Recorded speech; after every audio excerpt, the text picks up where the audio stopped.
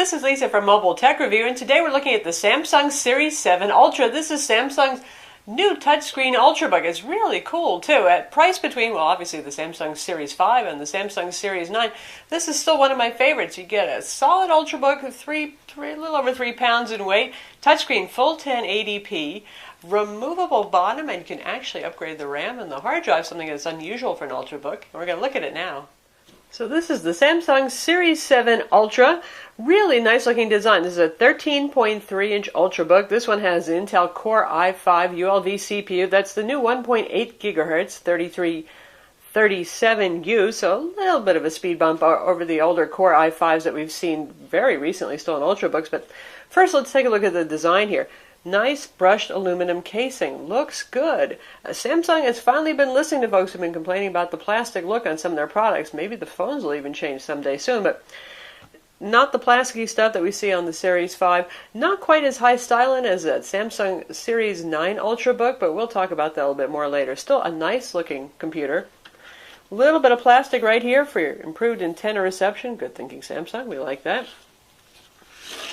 Slim all around, not much of a taper. And compared to the Series 9, which has the very sculpted sides that some manufacturers have even copied, this is pretty much just straightforward right here. So you're not getting the super sophisticated design elements that you do on the Series 9, but you do get some other good stuff instead. And also a pretty affordable price tag. The one that we're looking at is the Best Buy model, $9.99 for this, so not bad at all. Anyway, on the side here you can see our ports, and we have a special little thing right here. This is a gigabit Ethernet jack. Drop down little plastic thing there, since the port's thick otherwise. So nice to have that. Pretty rare on Ultrabooks, and business users always appreciate having wired Ethernet. We have a full-size HDMI port. No little micro HDMI port, no little adapters required there. USB 3.0 port right there. There's your combo headphone microphone jack. And this is the little VGA, micro VGA port, and that requires a separately sold adapter to full-size VGA. Front, pretty much just clean lines, a little lip to grab it by to open it up, make it easy. This side here, under a door, we have our SD card slot right there. 2 USB 2.0 ports. Now, 3 USB ports is pretty unusual on an Ultrabook. Usually you see 2, sometimes only even 1. Now, why they went with 2 USB 2.0s and only 1 3.0, I don't know. But then again, most of the time you're plugging in keyboards, mice. Those are USB 2.0 peripherals anyway. It doesn't really matter. So the 3.0 port on the other side you're going to want to use with your USB 3.0 hard drives and high-speed peripherals like that. And we have our little Kensington lock slot over here. What's neat about the bottom, all metal brushed aluminum here, nice ventilation holes. JBL speakers right here, 2 watts apiece, 4 watts total. Very nice sound, above average for an Ultrabook, certainly beats my Asus ZenBook Prime UX31A Touch. But there are just 10 Phillips head screws here. You don't need some obscure Torx screwdriver here. You can unscrew this, open it up, and by the way, this is a metal bottom here, but there's a little plastic attached, kind of fused to the metal underneath here, that serves as a bunch of grippy clips. So if you are taking this off, it's very easy to start prying from the front, and you'll have to be using something like a credit card to carefully pry along here to free up the plastic that is attached to the metal there. But once you open it up, 2 RAM slots inside, standard SODIMMs. This uses 1600 megahertz DDR3 RAM, so that means that you can bring this all the way up to 16 gigs of RAM, which is just about unheard of in an Ultrabook. Very nice there. And it has an mSATA SSD drive. Standard shape, standard size, nothing obscure there. And of course, Samsung uses their own PM841, which is a good SSD in there. So it's highly upgradable. And in that way, it competes with the Asus ZenBook UX32 model, which has discrete graphics as an option. Although, as I said, this is the Best Buy one. It doesn't. But if you do get the overseas one, and maybe it'll make it here eventually, you can get AMD Radeon 8570 HD graphics, which is a lower-end graphics card. You really can't fit much of a powerful graphics card in an Ultrabook. It's comparable to the GT NVIDIA 620M that's used in the ZenBook UX32VD. But anyway, much more upgradable than your average Ultrabook. Good going there, nice design inside, and it also has a beefy battery because, well, just in case you get the one with dedicated graphics. But if you don't, boy, it's a real boon because with Intel HD 4000 graphics, this guy just runs quite a long time. And for a touchscreen Ultrabook, usually those have not had really great battery life so far. So far, I'm having Good luck going at least 6 hours on a charge with this guy. And so you can see just what it looks like inside. We're going to slice in a couple of pictures so you can see what the internals are like on this, in case you want to upgrade it yourself. So here's what we see inside. Good looking Ultrabook, full 1080p touchscreen right here, responsive, works well. 350 nits of brightness. Samsung doesn't say what the technology is. I assume it's their usual PLS technology. Very wide IPS-like viewing angles here, sharp, nice colors, good saturation. The one thing that's annoying about it is, you know, Samsung and their ambient light sensors, if you've used Samsung products before, overbearing, overkill. Even when I shut off Windows' own setting of display brightness in your general settings right here, you can get to that option, it was still doing it. So then I went into the Intel HD 4000 graphics to look at it there. And then I had to go and look at Samsung settings where they don't actually have a setting there. Anyway, I had to turn it up any place that I could find it and then reboot the machine to actually start to get full control over brightness. Otherwise, it likes to get really dim.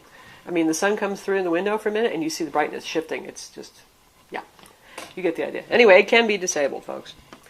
So good looking screen. We have our 720p webcam up here. We have our ambient light sensor. We have microphone as well. And if you take a look at the keyboard, they really do a great job of making use of all the space. I'm thrilled that they didn't inset the keyboard and put a giant surround around it and reduce the size of the keyboard keys. So big and roomy, nice, very big trackpad. This is an Elan trackpad, not my favorite often, but you know what? It actually works pretty well, so I'm not going to complain. And the size is very good on it as well. And I like the little ring around here so you actually feel when you've wandered off the trackpad.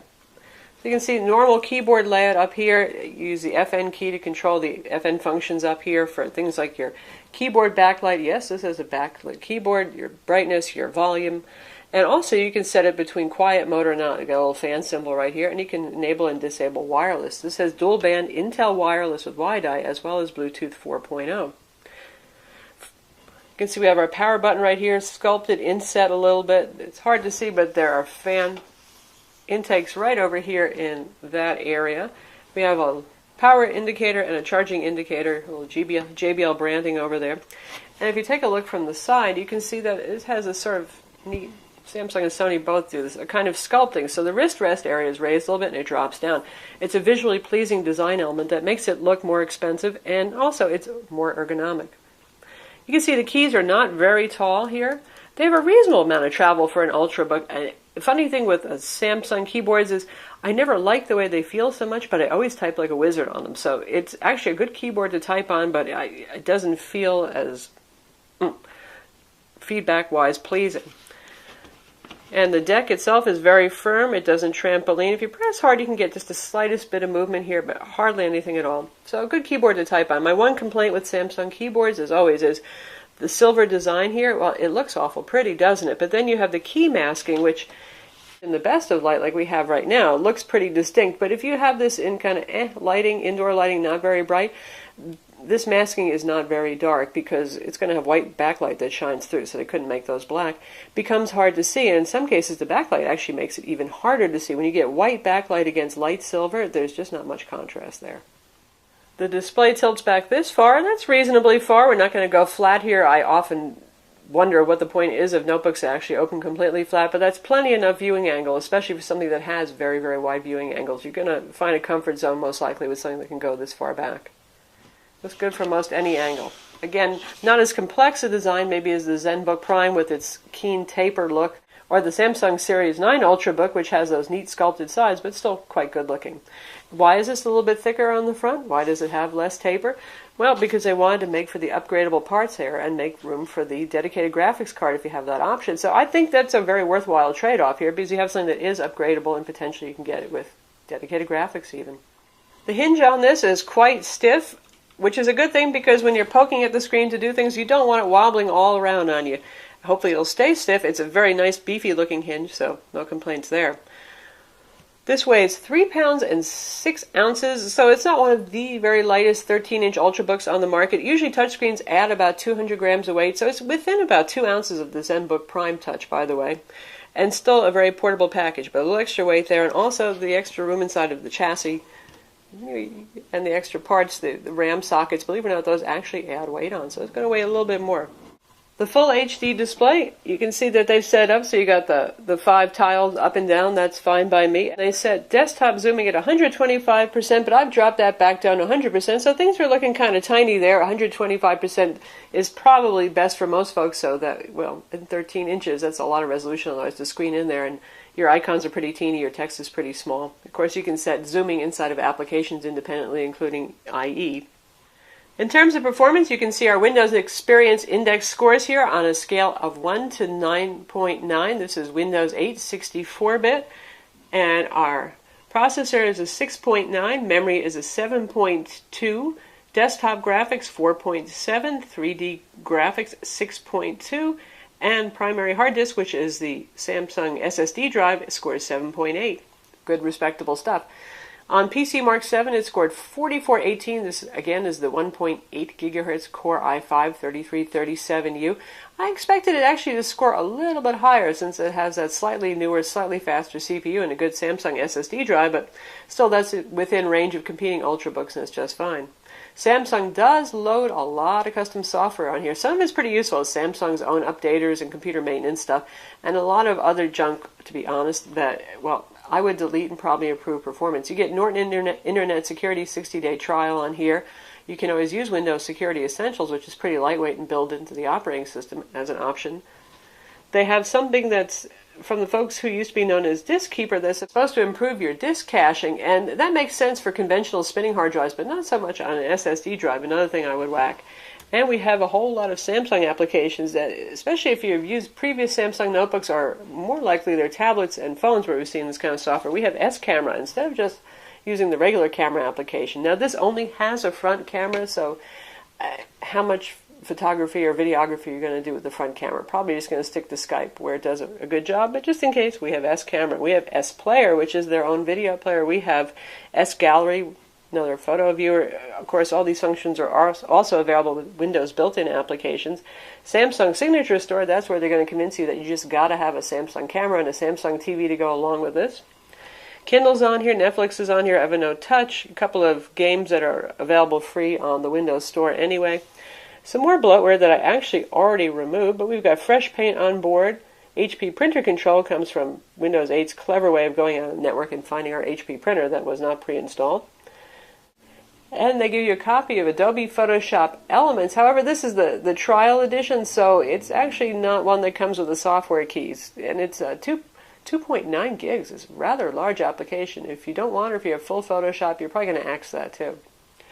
Speaking of space, on our hard drive right here, we have installed Office on here, just a couple of small applications, and we're already down to 52.8 gigs of storage. That's out of 128 gig SSD.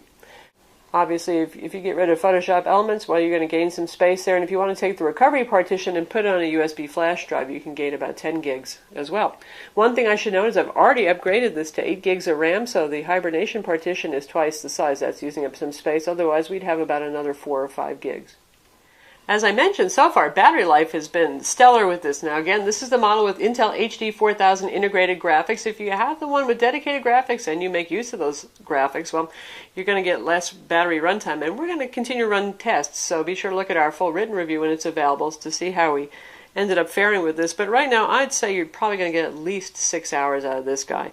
It has a pretty beefy 57 watt per hour 4-cell battery inside, sealed inside obviously, though if you unscrew the bottom plate you can get to it, so it's not completely unserviceable. And it comes with a very compact standard notebook style charger. It's a 60 watt charger.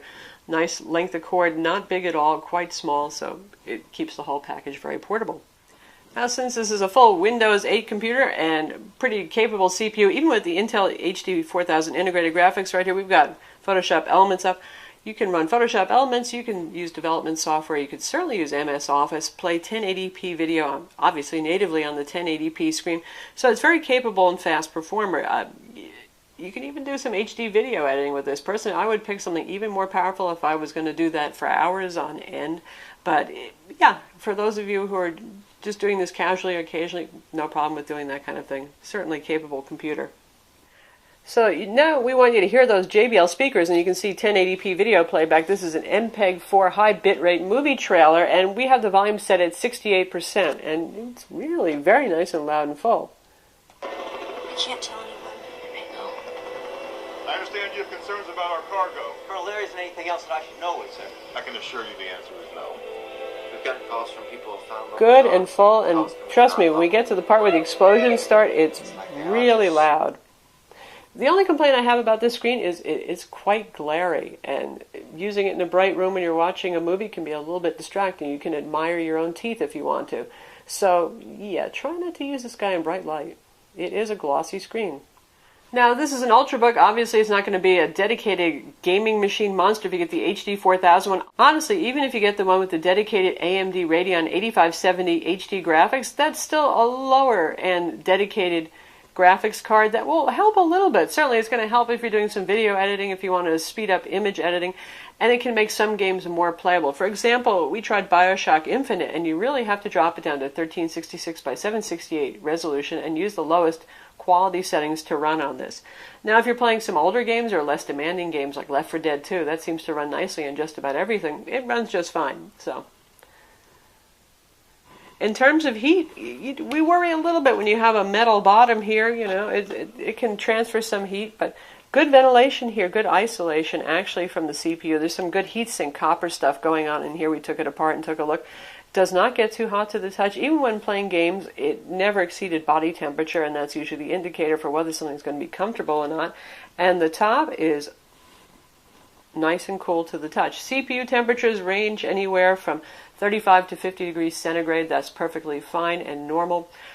It's allowed to go all the way up to 105 degrees before we have a thermal overload event going on. Obviously, there's temperature management that stops that from ever happening, but you have plenty of leeway here. Runs cool. Fan noise? What fan noise? Honestly, when doing productivity work here, when working in Word, even when using Photoshop, I don't hear the fan. When streaming Netflix video, maybe the slightest little just whir, you know it's alive, that kind of thing. I play BioShock, you'll hear the fan then, but that's to be expected. That's true of any computer on the planet, so also very quiet. Nice stuff. All in all, Samsung did a great job here bringing in an Ultrabook at a pretty reasonable price. For $999, this is a nice Ultrabook. Now, we don't know what the model with dedicated graphics is going to cost, or which potentially might have an Core i7 CPU in it. That one might get expensive, but so far, price-wise, obviously, it's between the Series 5 and the Series 9 and closer to the Series 9 in terms of pricing. Though some of those Series 9s can get quite expensive. There are budget ones that are pretty low-spec for close to $999, but going all the way up to about $1,800, and those do not have touchscreens. So if you want a touchscreen with Windows 8, which, gosh, you probably do because it's much easier and much more fun to use it, this is your choice right now. So that's the Samsung Series 7 Ultrabook. It's available now overseas and in the US. With the US, I think Best Buy seems to have the exclusive right now. You can get it with dedicated graphics overseas. You can get it with integrated graphics here, and that's the affordable version. Either way, it's a really nice product. Be sure to read our full written review on mobiletechreview.com. Subscribe to our YouTube channel and hit that like button too.